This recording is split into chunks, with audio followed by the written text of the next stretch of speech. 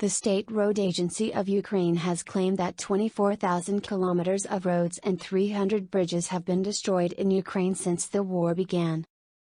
As the war between Russia and Ukraine entered day 100, the State Road Agency of Ukraine has claimed that 24,000 kilometers of roads and 300 bridges have been destroyed in the country since Russia began its military offensive. Ukraine's State Road Agency has accused Russian forces of destroying their infrastructure and stressed that the war-torn nation continues to live in rebuild and war. The Ukrainian State Road Agency informed that they have halted all the construction projects in Ukraine. Taking to its Facebook account, the State Road Agency of Ukraine has said that they continue to carry out work on critical roads.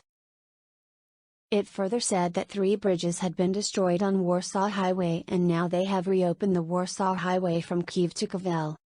The agency informed that traffic has resumed on the M06 highway and underscored that they continue to work to ensure road connectivity where transport carrying humanitarian cargo and goods move. It added that traffic had been reopened on the finished section of the N31 highway in the Dnipropetrovsk region. Furthermore, the work for cleaning and clearing roads from military equipment is taking place in Ukraine. Russia-Ukraine war, Moscow in control of 90% of Luhansk, says UK Mod. It is pertinent to note here that Russia launched an offensive in Ukraine on February 24. Since then, the hostilities between two warring nations have led to deaths and destruction in the war-torn nation. In the latest intelligence update, the United Kingdom Defense Ministry on Friday 3 June, claimed that Russian armed forces now control over 90% of Luhansk and will likely take complete control in 2 weeks. The UK ministry asserted that following the failed attempt to capture the capital city of Kyiv, Russian forces have centered their focus on Donbas. The British Defense Ministry highlighted that none of the strategic objectives of Russia's original plan has been achieved. The Defense Ministry stated that in a bid to fulfill the objectives, the Russian armed forces would take a huge investment of manpower and equipment and is likely to take considerable time.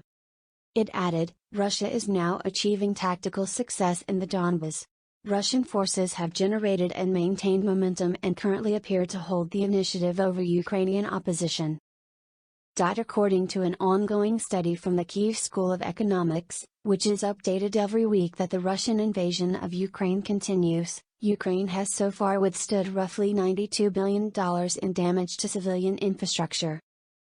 But that's not the end of the story. The damage done to Ukraine goes well beyond the destruction of residential properties, city streets, and infrastructure. It also includes economic losses caused by a halt in economic activity in some of the most prosperous and economically active regions of the country. Those economic losses are expected to reach $600 billion or more. The Kyiv School of Economics estimated the $92 billion figure by compiling information submitted by Ukrainian citizens, local authorities, and government agencies. The study shows how more than 195 factories have been destroyed, 230 healthcare institutions are lost, and over 940 educational facilities damaged. The purpose of documenting the costs is not just to determine how Ukraine will rebuild once the war finally ends, but also to ensure that the world knows how much money Russia owes to Ukraine at the end of the conflict.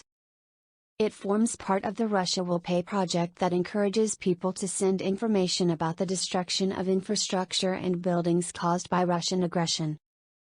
Who will pay? United States President Joe Biden is reportedly exploring using Russian money to help rebuild Ukraine, a move that would involve seizing Russian assets and redirecting those funds to Ukraine. However, achieving this would require an act of Congress, and not everyone can agree that such a move would be worth the precedent it sets or the retaliation it could cause. Grant money from Western countries could also be made available to Ukraine to rebuild its infrastructure when millions of its citizens eventually, possibly, return to the country in the wake of the war, with international financial institutions pushing for a Marshall Plan for Ukraine. Prolonged conflict will increase costs. Few at this stage believe that the war will be over in a matter of weeks or days, with Russian President Vladimir Putin himself reportedly prepared for a prolonged conflict in Ukraine. British Foreign Secretary Liz Truss also indicated recently that she believes the war in Ukraine could rage for another 10 years, causing further damage to Ukrainian cities and infrastructure. As the so-called special military operation in Ukraine speeds towards its fourth month, Russia shows no sign of slowing down its assault on Ukraine and continues to make its way through the country's eastern regions with a view of liberating the separatist regions of Donetsk and Luhansk. And with rumored plans for Russian troops to make their way from Crimea to Ukraine's eastern border with Moldova, the destruction of Ukrainian cities could get substantially worse through the rest of the year. Jack Buckby is a British author, counter-extremism researcher, and journalist based in New York.